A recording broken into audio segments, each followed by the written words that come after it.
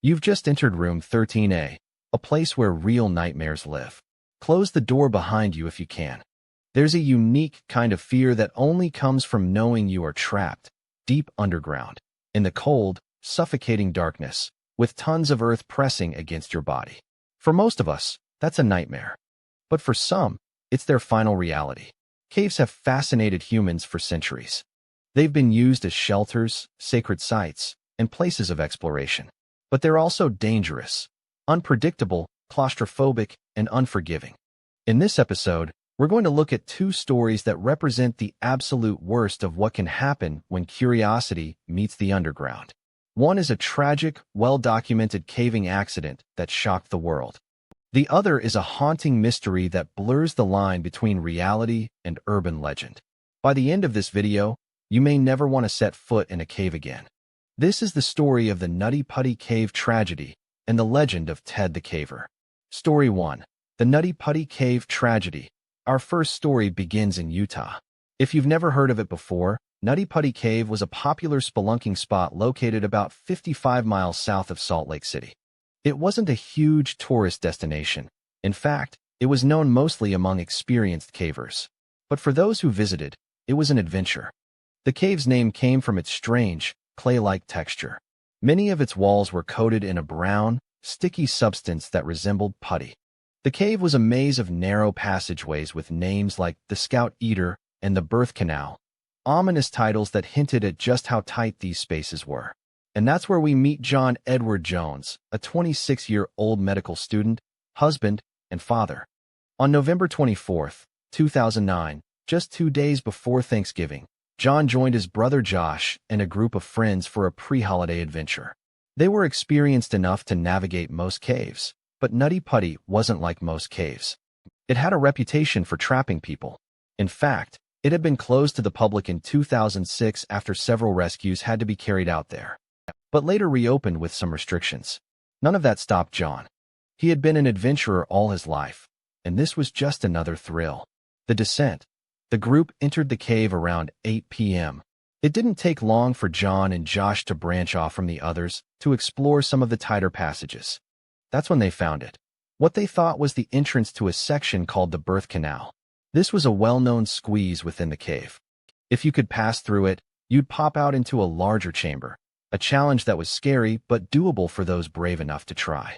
But John made a crucial mistake. He wasn't in the Birth Canal. He was in a different, much narrower passage called Ed's Push, one that had no exit.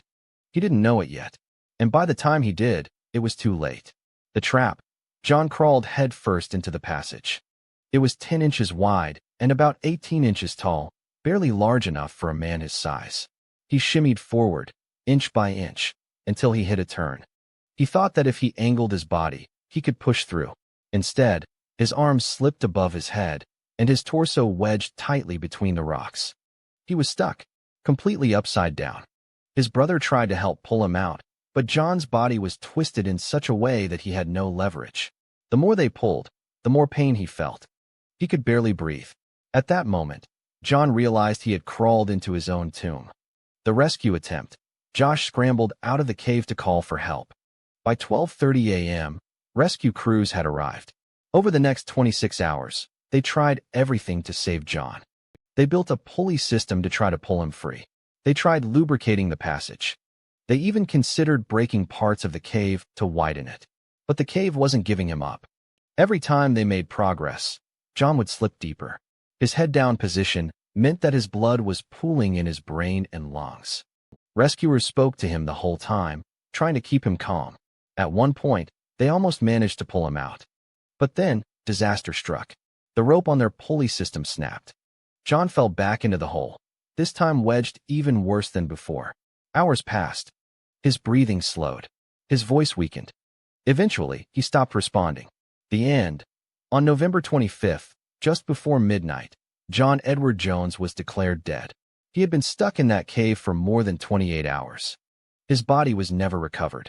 Rescuers determined it was too dangerous to retrieve him without risking more lives. Nutty Putty Cave was permanently sealed with concrete, with John's body still inside. His wife, who was pregnant at the time, gave birth to their son months later. He would grow up knowing that his father's final resting place is deep underground, in a place that will never be visited again. If you've ever felt claustrophobic, just imagine being upside down, unable to move, with the earth crushing your chest, knowing there's no way out. Story 2. Ted the Caver. Our next story is different. It doesn't have official records, like the Nutty Putty tragedy. Instead, it exists in the form of an old website, written in a journal style by someone who simply called himself Ted. The website appeared in early 2001. On it, Ted described his adventures exploring a cave with a friend, which he called B. At first, it reads like any other caving story, but as you go deeper into Ted's posts, it turns into something else. Something disturbing. The discovery. Ted described finding a mysterious opening within a cave they frequented. The hole was narrow and partially blocked by rock, but behind it, he could feel air moving. Something was on the other side. Ted and B decided to return with tools to widen the opening. He writes about spending hours chiseling away at the rock, all while feeling a strange sense of unease. As they dug deeper, they began to hear strange noises. At first, it sounded like wind. Then, like distant groaning. They couldn't explain it. The final entry. Ted's journal grows increasingly unsettling. He describes feeling watched, hearing strange whispers in the dark, and seeing shadows that didn't make sense. But what's most chilling is his final entry. I'm going back in one last time. If I don't return, this will be my last entry. And then silence. The journal stops. Ted was never identified. No one knows what cave he was exploring. Some believe it's just an elaborate creepypasta. But others, especially those who've explored similar caves in Utah, think Ted's story might be based on something real. Maybe he pushed too far and never came back. Caves are often described as nature's cathedrals, beautiful, silent, and awe-inspiring. But for some, they become tombs. John Edward Jones' story is a reminder of how fragile life can be when you challenge the earth. And Ted the Caver? Whether it's real or not, it's a haunting reminder that there are some places humans simply weren't meant to go. Would you ever explore a cave after hearing these stories? Or do they confirm your worst fears about what lies beneath the earth? Share your thoughts in the comments. And if you want more real horror stories that stay with you long after the screen goes dark, subscribe to Room 13A, where every story takes you deeper into the darkness.